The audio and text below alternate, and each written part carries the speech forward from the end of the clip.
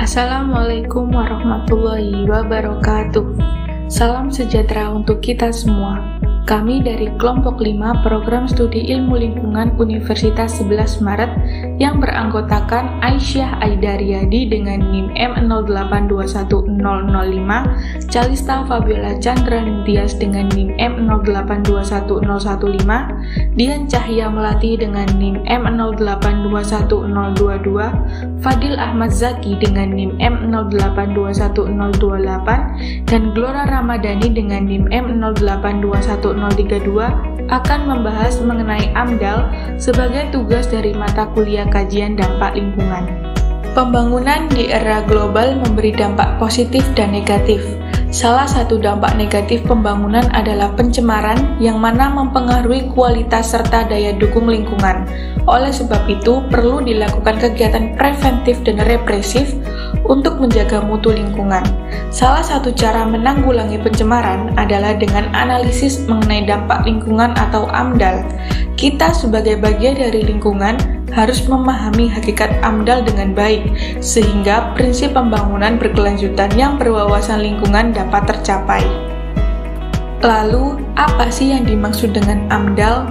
Menurut Undang-Undang Nomor 11 Tahun 2020 tentang Cipta Kerja paragraf 3 pasal 1 ayat 11, AMDAL adalah kajian mengenai dampak penting pada lingkungan hidup dari suatu usaha dan atau kegiatan yang direncanakan untuk digunakan sebagai prasyarat pengambilan keputusan tentang penyelenggaraan usaha dan atau kegiatan serta termuat dalam perizinan berusaha atau persetujuan pemerintah pusat atau pemerintah daerah. Dokumen AMDAL merupakan salah satu prasyarat yang harus dipenuhi oleh pemrakarsa sebelum mendirikan suatu perusahaan yang memiliki dampak luas terhadap lingkungan. Ada beberapa dokumen yang harus dipersiapkan, terdiri dari 4 komponen yang saling berkesinambungan. Dokumen yang pertama adalah dokumen kerangka acuan analisis dampak lingkungan atau KA-ANDAL. Dokumen ini disusun paling awal dan juga akan mengarahkan jalannya studi analisis dampak lingkungan agar lebih efektif, efisien sesuai dengan biaya, tenaga, dan waktu yang tersedia. Yang kedua adalah dokumen analisis dampak lingkungan atau ANDAL yang berisi masukan penting dalam pengambilan keputusan rencana usaha serta kemungkinan dampak yang bisa ditimbulkan dari suatu pembangunan. Yang ketiga adalah Rencana Pengelolaan Lingkungan atau RKL. Dokumen ini berisi berbagai upaya penanganan dampak besar dan penting terhadap lingkungan hidup yang diakibatkan oleh rencana usaha, digunakan sebagai petunjuk dalam merekayasa teknologi lingkungan yang dapat diterapkan untuk mengatasi dampak yang ada.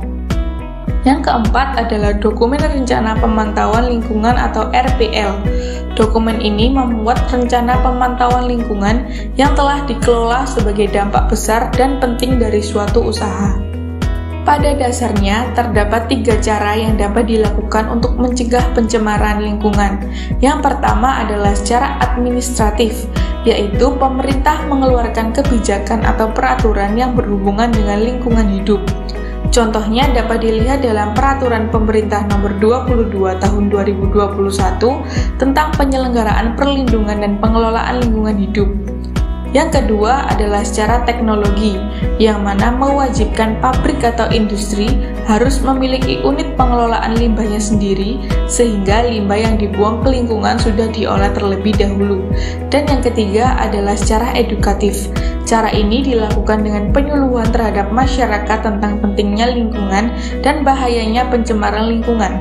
Cara edukatif ini dapat disisipkan melalui pendidikan formal seperti sekolah atau institusi pendidikan. Dari penjelasan tersebut, dapat kita ketahui bahwa AMDAL merupakan salah satu cara untuk mencegah pencemaran lingkungan secara administratif. Dengan demikian, AMDAL merupakan sarana teknis untuk memperkirakan dampak positif dan negatif yang ditimbulkan dari suatu usaha atau kegiatan yang direncanakan terhadap lingkungan hidup. Tujuan dari AMDAL sendiri adalah untuk meningkatkan kualitas dan menjaga lingkungan hidup dan juga menekan adanya pencemaran sehingga dampak negatif yang ditimbulkan bisa menjadi serendah mungkin. Adapun beberapa fungsi dari AMDAL ialah untuk yang pertama, membantu proses pengambilan keputusan mengenai kelayakan lingkungan hidup dari rencana usaha atau kegiatan. Jadi, fungsi pertama ini dibutuhkan untuk dijadikan acuan jika rencana usaha atau kegiatan dapat merugikan lingkungan, maka rencana atau usaha tidak boleh diadakan. Yang kedua, memberikan masukan atau menyusun rencana pemantauan dan atau pengelolaan lingkungan hidup. Dari fungsi ini akan dihasilkan sebuah dokumen yang nantinya akan dijadikan acuan untuk merencanakan kegiatan. Yang ketiga adalah sebagai informasi kepada masyarakat. Selain berguna untuk si pemrakarsa rencana atau kegiatan, AMDAL juga berfungsi sebagai pemberi informasi kepada masyarakat mengenai kerusakan atau pencemaran lingkungan atau dampak yang nanti akan ditimbulkan oleh kegiatan yang akan dilakukan. Yang keempat adalah sebagai izin kelayakan lingkungan yang nantinya akan dijadikan pedoman hukum, dan yang kelima adalah sebagai bahan perencanaan pembangunan wilayah yang dapat digunakan oleh pemerintah daerah dalam melakukan pembangunan wilayah berwawasan lingkungan. Adapun beberapa contoh kasus AMDAL adalah sebagai berikut. Yang pertama, tempat pembuangan akhir atau TPA sampah di Mojosongo, Surakarta. Walaupun TPA Mojosongo di Surakarta letaknya berdekatan dengan permukiman penduduk, namun masyarakat yang tinggal di sekitar TPA Mojosongo tidak pernah terganggu dengan adanya TPA Mojosongo.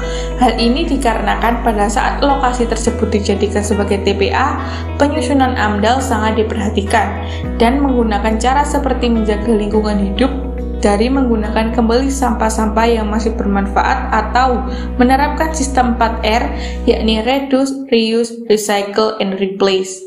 Yang kedua adalah Hotel Best Western Premier di Solo Baru, Sukoharjo. Hotel Best Western Premier merupakan salah satu hotel yang terletak di daerah Solo Baru, Sukoharjo. Hotel tersebut adalah hotel bintang 5 yang memakan luas tanah melebihi 100 hektar dengan tinggi menjulang 120 lantai. Namun demikian, hotel tersebut telah lulus uji verifikasi AMDAL pada tahun 2015. Yang ketiga adalah Flyover Manahan di Surakarta. Flyover yang dimiliki kota Surakarta, tepatnya di daerah Manahan, menuai banyak pro dan kontra. Salah satu yang pro adalah flyover tersebut dapat mengurangi kemacetan di pusat kota. Kontranya adalah pembangunan yang dimulai pada awal 2018 tersebut dalam proses pembentukannya malah menyebabkan banyak kemacetan di beberapa titik kota Surakarta. Walau begitu, pembangunan ini telah lulus dalam perencanaan AMDAL. AMDAL memiliki cukup banyak manfaat bagi semua elemen, yakni pemerintah, pemrakarsa, dan masyarakat.